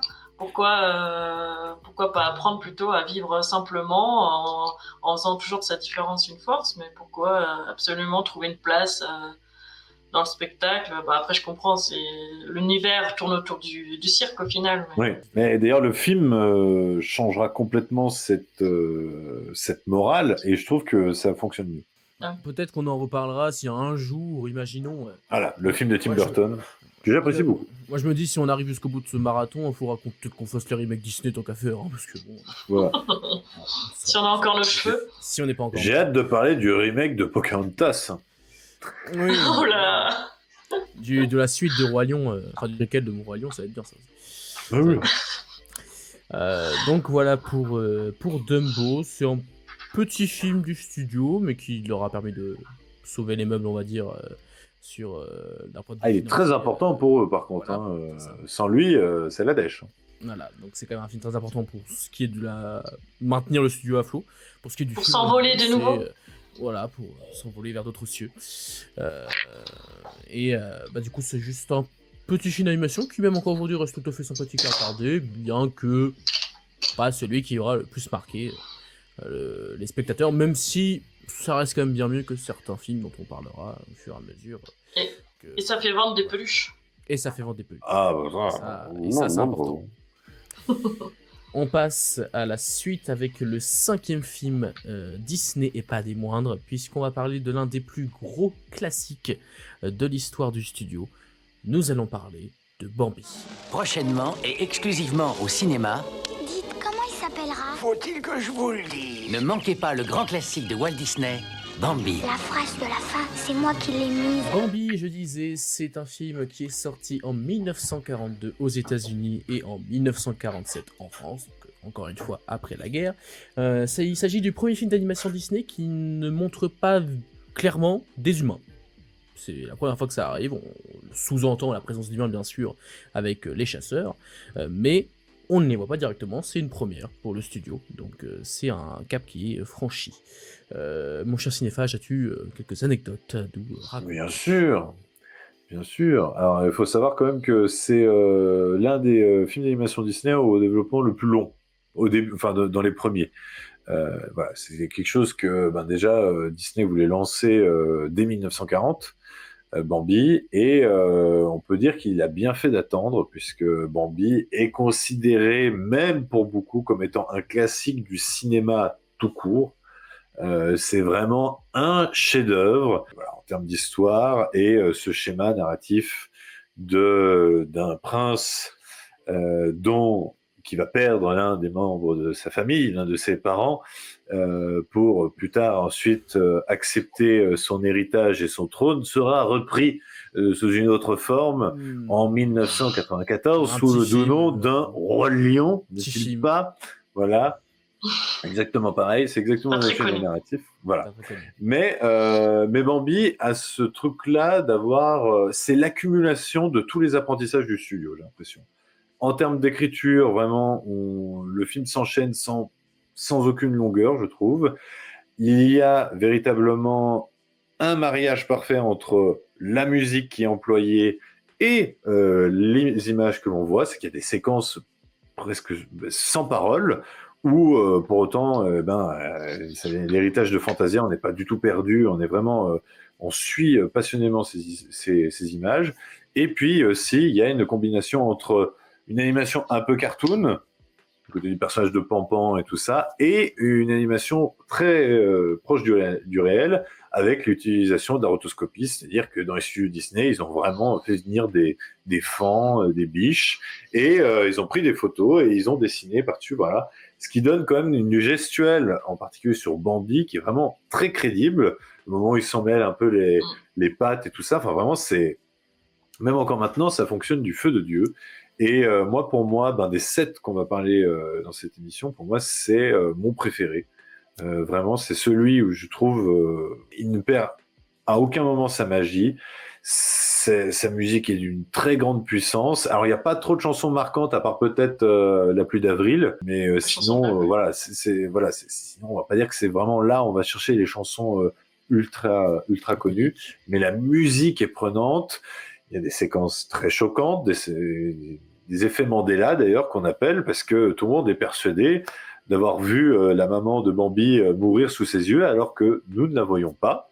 Alors la séquence a été dessinée, mais elle a été enlevée. Voilà. Pareil que normalement on devait voir à la fin, après l'incendie, le corps du chasseur mort. Trop bien. On ne le voit pas. C'était peut-être un petit peu trop, voilà. Mais c'est pour là aussi pour montrer que vraiment on va sur plusieurs émotions. Il y a du drame, il y a de l'humour, et puis il y a quelque chose d'assez épique à la fin. Vraiment Bambi qui se prend une balle, son père qui l'aide à se relever. Enfin voilà, il y a vraiment quelque chose de prenant, d'assez impressionnant. Et puis, par contre, il y a quand même des transitions qui font beaucoup rire maintenant, c'est-à-dire Bambi qui cherche sa mère dans la neige, en pleurant, en disant « Maman, maman », plan d'après. « Ah là là, maman, c'est le printemps !» Et tu fais « Wow !»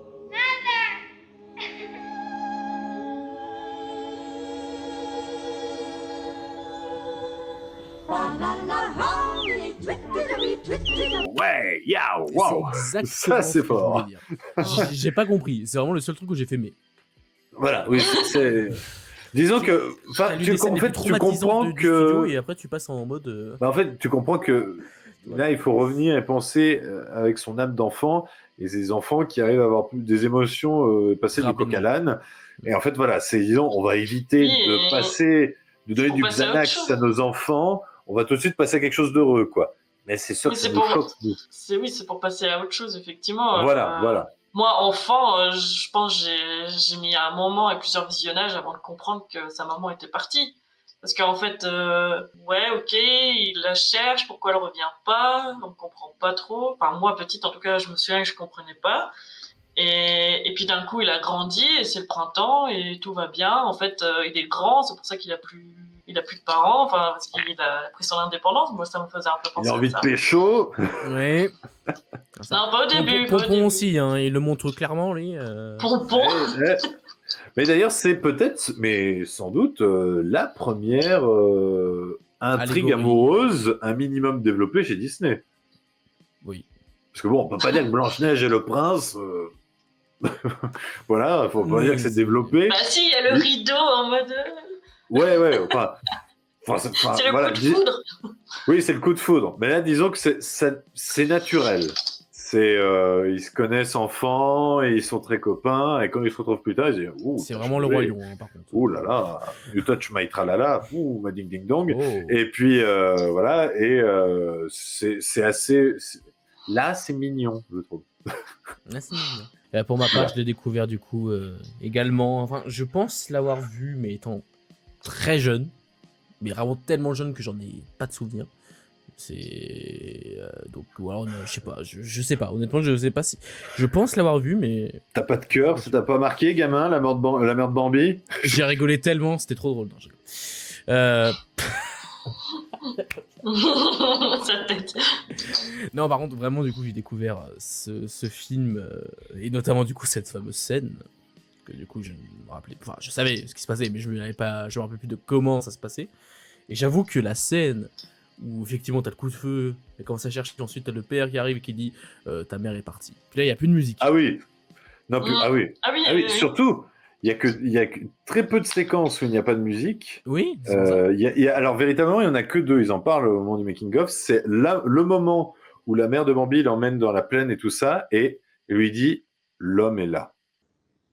Man was in the forest. Là, il n'y a pas de musique, il n'y a rien, et c'est vraiment très angoissant. Et alors là, après, la séquence du père en mode « ta mère ne reviendra pas ». Ta mère ne pourra plus jamais être près de toi. Ah mais je te jure que je regardais mon écran. Là, franchement, c'est extraordinaire. Hein. Déjà, rien que même adulte, j'ai trouvé ça. Ah oui, mais c'est vraiment très prenant. Et mon Dieu, mais quelle horreur. C'est un chef-d'œuvre. Le traumatisme. Mais vraiment, cette scène est extraordinaire, il n'y a pas de problème. Et puis même l'animation, l'ambiance. Effectivement, c'est mignon, il y a Pompon aussi. Pompon, il est trop mignon, j'adore Pompon. Pompon. Ouais, je dis Pompon parce que je sais pas, dans ma tête c'est Pompon. Mais... Ah non, il fait Pompon. Moi, c'est Pompon. C'est pas la même chose, mais c'est Pompon. Oui. Pompon, quoi. Pompon. Oui, voilà. Les fleurs. Les mignons fleurs. Et Fleur, oui, Fleur, on est persuadé, gamin, que c'est une fille, et on est surpris au milieu du film en disant « Ah non, c'est un mec ». Mais Pampan, d'ailleurs, l'acteur qui le double, le gamin qui le double, en fait, ils ont passé tout un casting, et le seul gamin, c'était le seul qui vraiment parlait en disant « Ah ouais ?» Et en fait, tout le monde a dit « Ah non, lui, il est nul » et tout ça, et Walt Disney a fait « Non, mais attendez... c'est ça qu'on veut. C'est vraiment du crédible comme parler un gamin, quoi. Mais oui, je m'étais fait la réflexion. Pampan, quand il est petit, là, quand il parle, c'est vraiment le gamin chiant qui pose des questions chiantes. C'est ça. un peu intrusives et tout. Et quand t'as sa mère qui lui dit « Et qu'a dit ton père ?» Elle dit « Si tu n'es pas capable de trouver un mot gentil. » Et là, il s'interrompt parce que véritablement, l'acteur avait oublié sa ligne, et après là il fait eh ben tu ne dis rien du tout. If you can't say something nice, don't say nothing at all. C'est-à-dire que les animateurs ont pris en considération les moments où l'acteur cherchait voilà, c'est extraordinaire. Donc ouais, c'est un film pour le coup, je pense que je peux le dire sans problème que je le considère comme vraiment intemporel. Ah oui. C'est un film qui n'a rien perdu de sa magie, de sa tristesse durant le passage évidemment de la mort de la mère de Bambi. Je pense que vraiment, je sais pas si c'est possible qu'un humain ne soit pas sensible à cette scène, ne serait-ce qu'un minimum. Bah pas quand t'es chasseur. Mais... Quand t'es chasseur, ouais. Oh, et encore, je pense, j'ai des doutes. Je pense qu'enfants, ils ont été touchés. Après... Parce que les chasseurs derrière leur écran, ils sont en mode ouais, bien joué. Mais, et puis le dernier plan où tu vois du coup au loin sur la colline Bambi et son père se dit et hop, je me casse. Il laisse là, tu fais ouais. Et la musique, les chœurs qui envoient tout. Là, ah non, mais les chœurs de l'époque, mais je sais pas comment ils les enregistraient, mais enfin, t'as vraiment quelque chose des micros, frisson tout de suite. Enfin, c'est épique. Ouais. Mélanie, tu ne nous as pas partagé, il me semble, ton ressenti. Oui, non, mais je veux juste rajouter peut-être la prairie. Parce que moi, quand j'ai revu le film, du coup, je me suis dit, ah, mais c'est déjà là, les chasseurs, machin et tout. Parce que je voyais cette prairie. En fait, non, c'est quand même bien plus tard, c'est pendant l'hiver, vers la fin de l'hiver. Et en fait, c'est cette prairie, et je remarque qu'elle m'a marquée, parce que c'est vraiment un peu... le suspense est là, alors que... Enfin, c'est la mère Bambi, du coup, qui met une pression en mode faut faire attention. Après, tout le monde se détend. Mais il y a quand même un danger. Et Et ouais, je trouvais c'était les parties qui m'ont le plus marqué pendant ce visionnage-là et petite, c'est cette prairie. Et sinon, là, c'est mon préféré, c'est mon film préféré de notre sélection pour ce soir, pour cette On est d'accord. Voilà. On est tous d'accord, parce que moi aussi, je pense que c'est le meilleur. Et là, pour le coup, par rapport à Fantasia, c'est hyper bien rythmé, la musique et l'animation. Parce que tout est un peu mis en musique. Et là, je trouve que c'est hyper bien rythmé. Les bruitages de l'orage, de la pluie et tout, c'est super joli. Et il n'y a plus, en fait, maintenant, cette patte-là, je trouve, des films de cette époque. Il n'y a plus les anciens bruitages qui donnent vraiment un grain particulier, je trouve. Et la musique est moins importante maintenant dans les films Disney. Les chansons sont importantes parce que voilà, on en fait des tubes, on en fait des chansons annexes, des éléments mais de là, pub. Il y a tout le temps de la musique. C'est ça. Tout le temps, sauf à deux séquences, celle qu'on a dit avant. Ouais. Oui, voilà, sauf dans les moments graves. Tu dois pleurer. Voilà, et là tu te rends compte, il n'y a plus de musique, c'est grave, parce que sinon tout le reste c'est hyper joyeux, c'est tout le temps rythmé par la musique, et ouais, je trouve Bambi hyper adorable, petit. Et j'avais oublié une scène, c'est la bataille pour gagner le cœur de Philippe. Oui. Ça, j'avais oublié, c'est un peu grave, ouais, c'est un peu son... Ouais, je sais pas, la première scène un peu dark, il y a eu la mort de la mère, mais je trouve vachement sombre aussi comme scène. Où on sait plus qui est qui, c'est dans l'ombre, la lumière change, elle est tamisée, bleutée, et puis la scène du feu aussi, c'est impressionnante. Et au final, ça finit par tout à repousser, la vie reprend son cours. Donc c'est un joli film sur la nature aussi. Donc, je pense que vous avez compris que nous sommes tous les trois assez dithyrambiques sur ce Bambi qui n'a absolument pas perdu de sa superbe, un classique intemporel. Non. Et d'ailleurs, c'est un film, je me suis dit, en 3D, ça doit être quelque chose, parce que juste la tête du hibou, en 3D, ça doit faire... Oh, mon Dieu. C'est déjà quoi. En 2D, t'es là, wouhou, t'es là, wouhou, Il me semblait qu'ils avaient parlé de ressortir des films en 3D. Je sais plus c'était lesquels. Je crois que c'est Le Roi Lion qui a eu le droit à ça. Le Roi Lion en 3D, ça c'est sûr et certain. Et je crois qu'ils sont pas allés plus loin. Ils sont pas allés plus loin, ouais. C'était pareil avec Star Wars 1, je crois qu'ils avaient fait en 3D, puis après... Oui, puis ils sont pas allés plus loin. Voilà. Donc voilà pour Bambi, un classique intemporel que nous vous invitons à voir et à revoir sans cesse. Pour l'instant, c'est notre préféré. Avec toute la famille. Avec toute la famille, voilà. Pour bien pleurer tous ensemble. On passe au 6e film de cette vidéo avec un classique là encore, même si classique, bon, je dis classique parce que c'est le terme, mais c'est un film assez méconnu, mine de rien, du studio, puisque nous allons parler de Saludos Amigos. Avec vos personnages favoris, Donald et Dingo, envolez-vous pour l'Amérique du Sud dans une compilation trépidante, Saludos Amigos. Donc Saludos Amigos, c'est un film qui est sorti en 1942 aux États-Unis et là encore en 1947 en France. Vous commencez à prendre l'habitude, c'est encore un film qui est sorti après la guerre, qui inaugure Fantasia l'avait déjà fait, mais pour le coup c'est vraiment plusieurs courts-métrages qui étaient de base pas tellement pensés pour faire un seul film. C'est au final ils ont décidé de les mixer ensemble et de faire un moyen-métrage, parce qu'on peut même plus parler de moyen-métrage vu que le film dure 40 minutes à peu près, donc c'est pas forcément un long-métrage, et c'est aussi le premier film Disney qui va mêler des prises de vue réelles avec l'animation.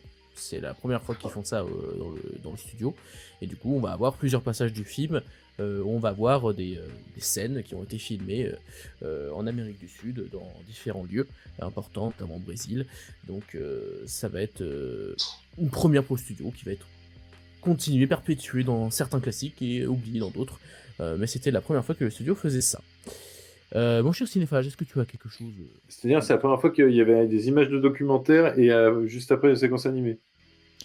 C'est la première fois qu'ils utilisaient juste au sein même du film, je veux dire, en retirant Fantasia qui lui mixait aussi avec le présentateur, c'est assez particulier. Ouais, c'est ça, ouais.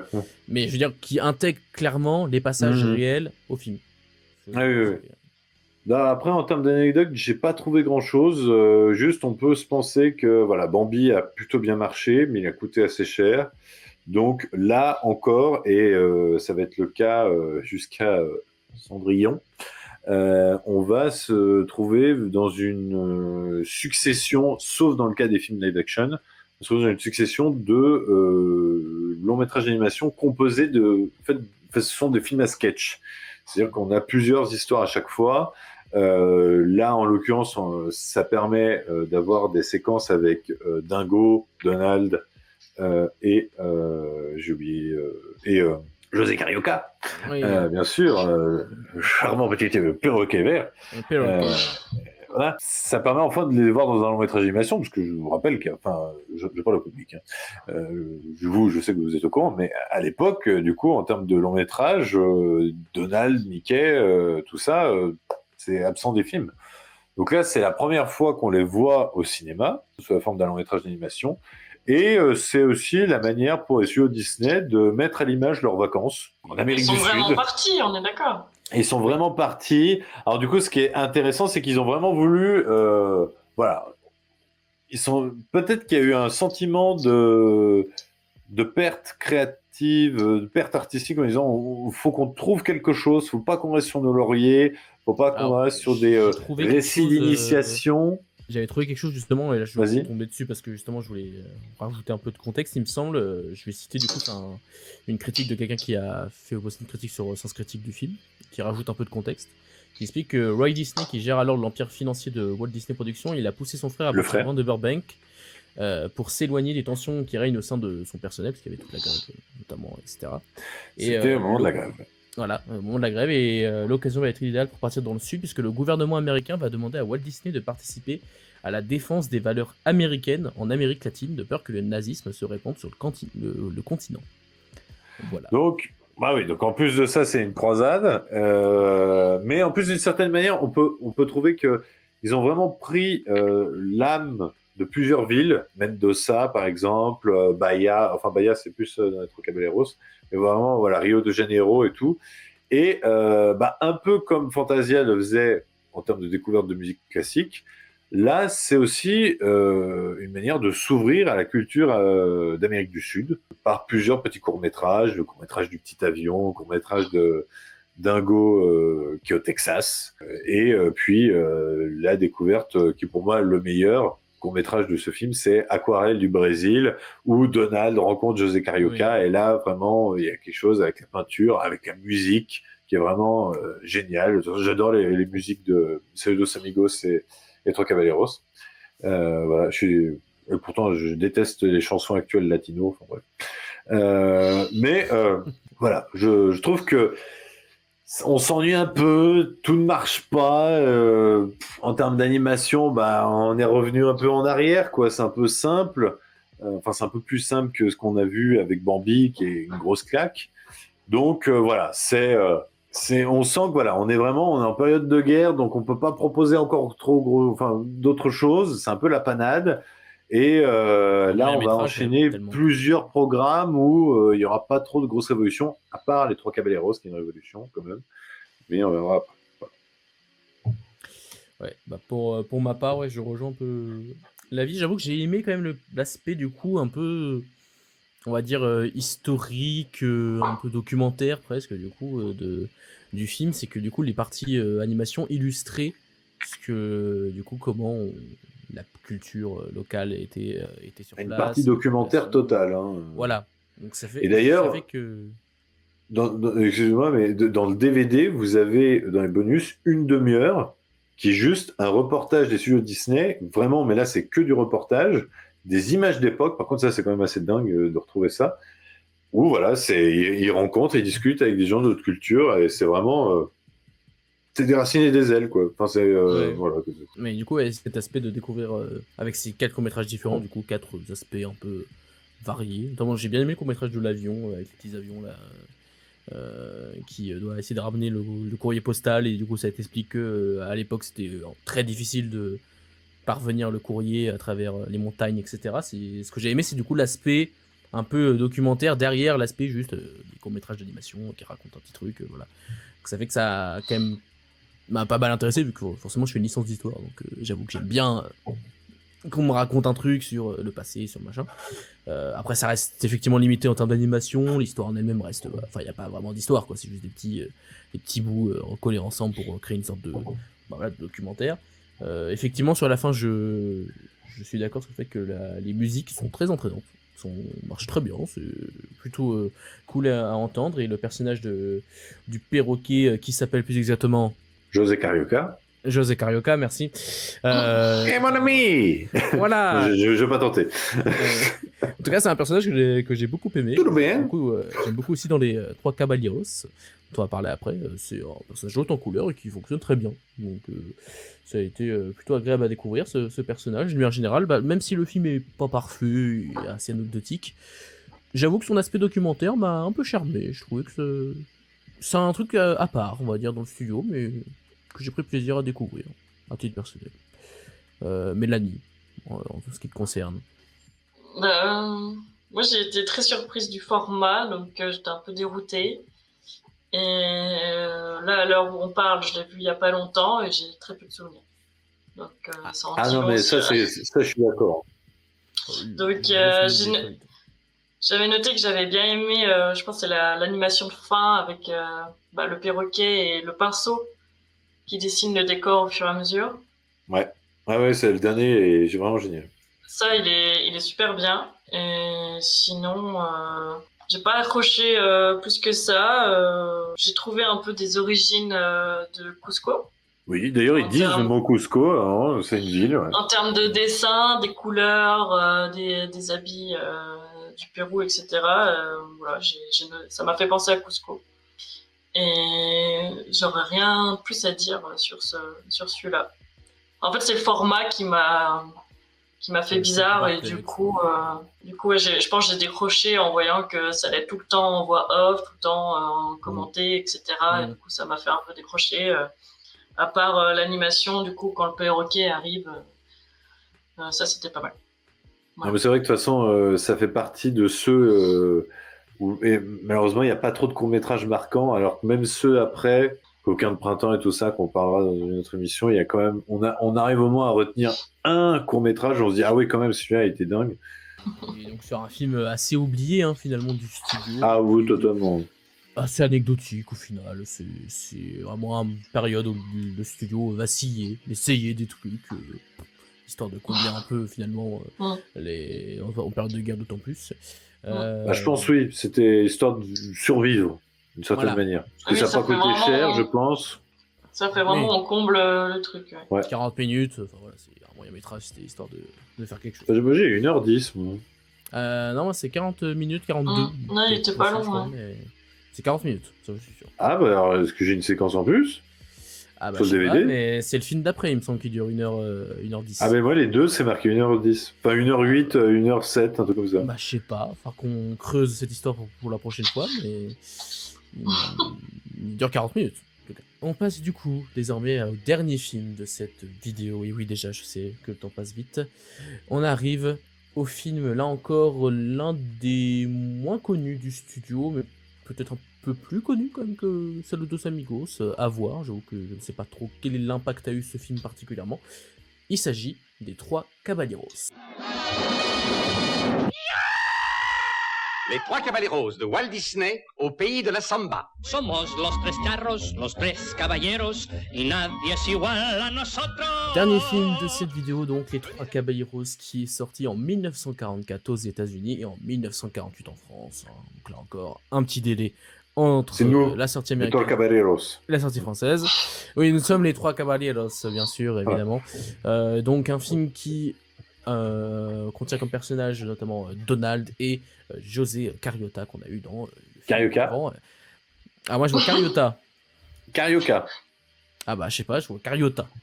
Non mais José Carioca. Si je me trompe, c'est pas grave, hein, mais. Moi, si c'est grave. José Carioca. Là. Ça se trouve c'est une erreur. non, toute mon enfance est basée sur ça. Non mais je sais pas. Donc on retrouve les personnages de Donald et de José Carioca, qui donc sont les personnages qu'on a vus notamment dans Saludos Amigos, qui c'est ici un petit peu une suite spirituelle finalement de ce premier film, en tout cas pour ce qui est de ce court-métrage précisément, bien sûr, qui a impliqué les deux personnages.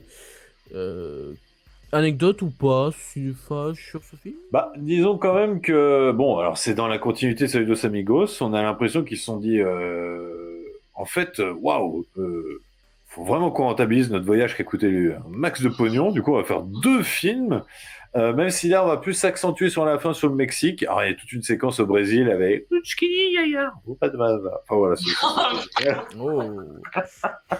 Mais c'est bien. Quel enfer. Ah oui, puis avec Bahia. Bon voilà, j'adore ces musiques. Et il faut quand même dire, c'est important, c'est le premier film Disney qui mélange, et là cette fois-ci, des personnages réels dans l'animation. Et alors les premiers plans, on fait ouais, enfin c'est simple.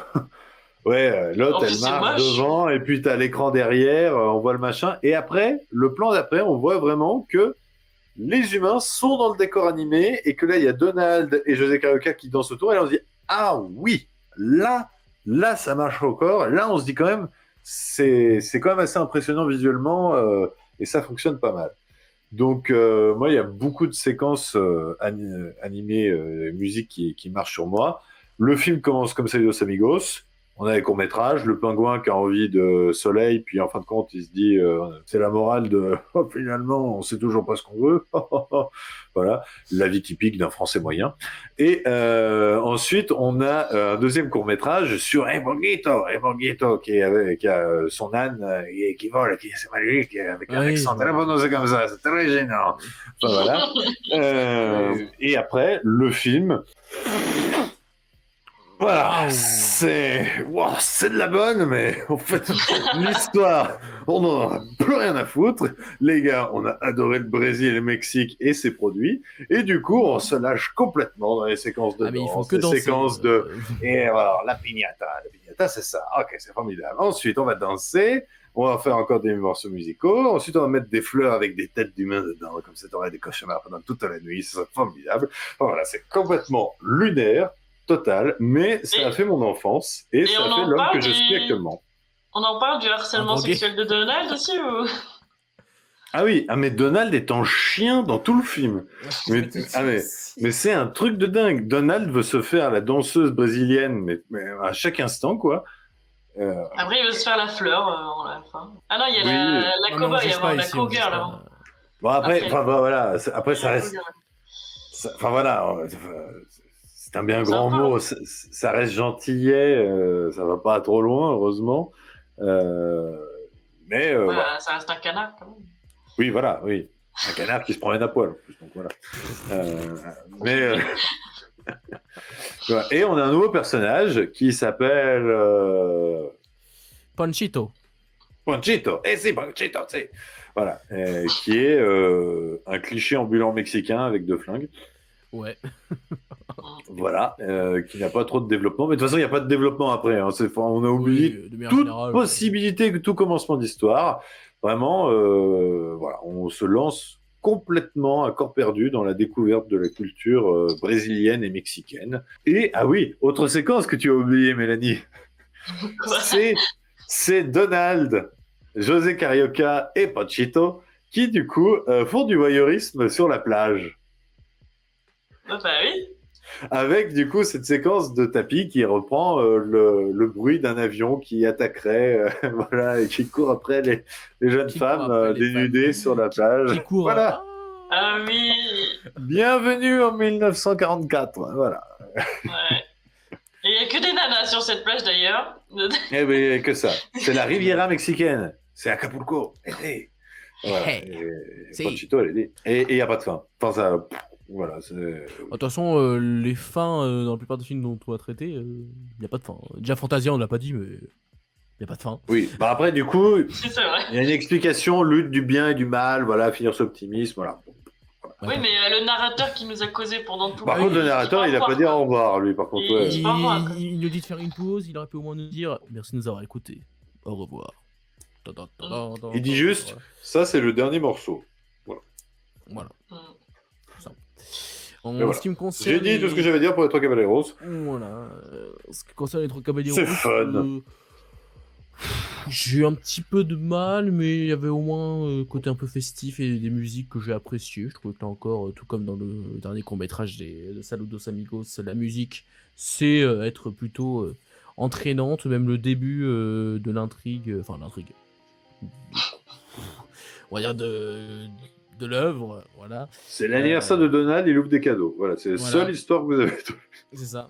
Je pensais à la partie où il va prendre le train pour ensuite aller vers une autre ville, justement, une ville du Brésil, il me semble. Bahia. Voilà, Bahia.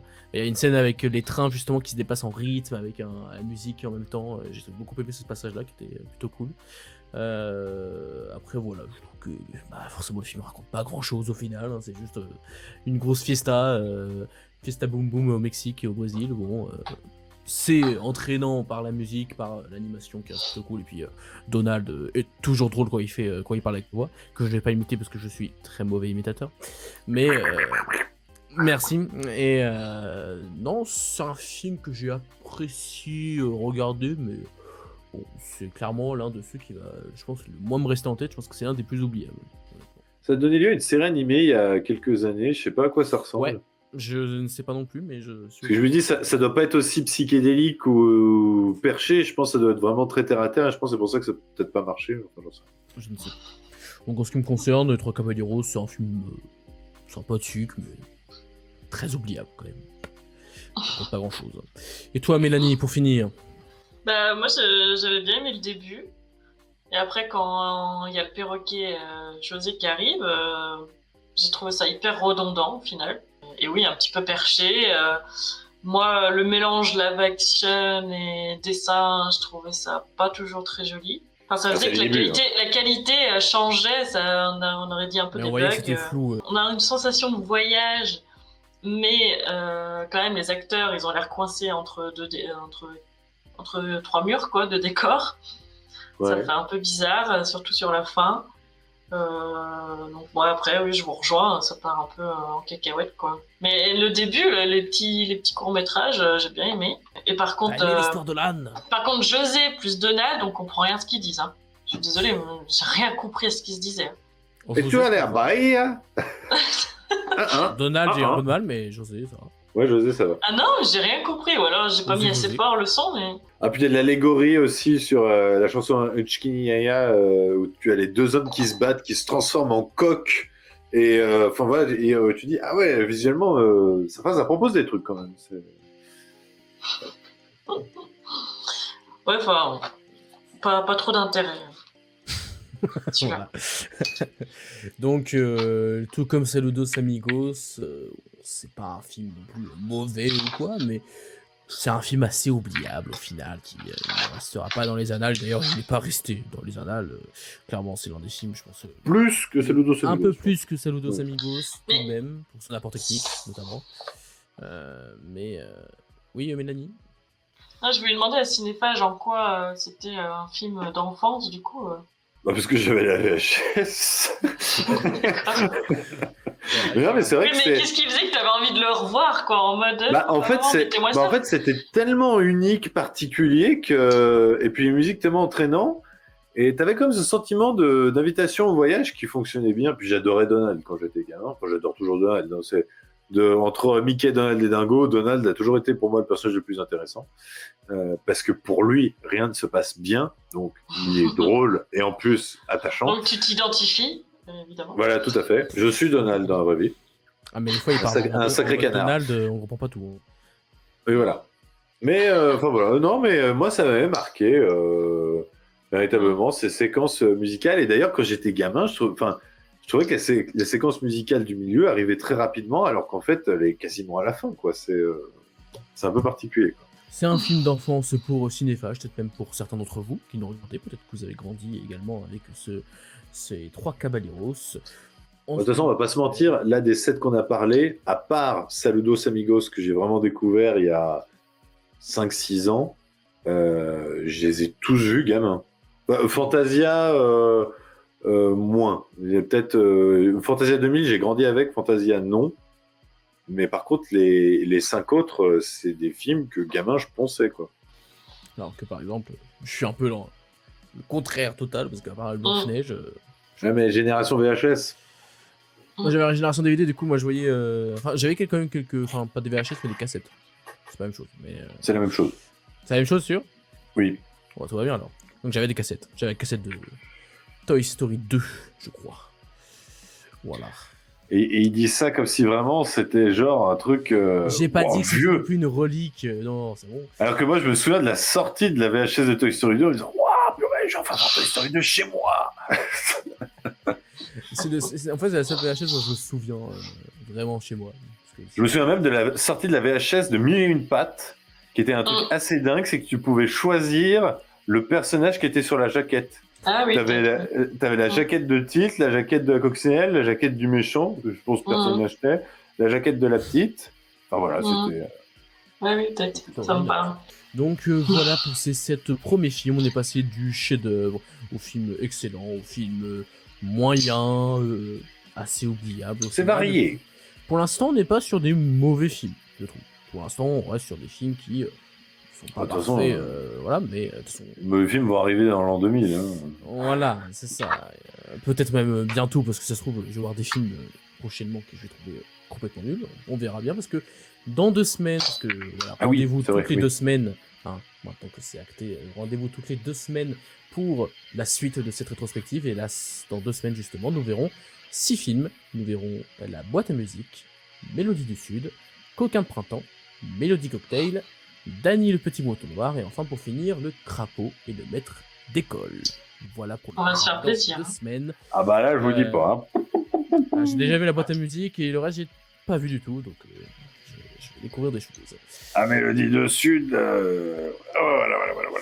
Voilà, nous verrons bien. Nous verrons ça dans 2 semaines. En tout cas, nous vous souhaitons une très bonne journée si vous regardez ça le matin ou le soir. En bref, je sais pas pourquoi je bonne année avec cette métaphore. Une bonne année. Ouais, c'est vrai que techniquement, ça se trouve, on sera en 2025 quand cette vidéo sortira. Donc, très bonne année 2025.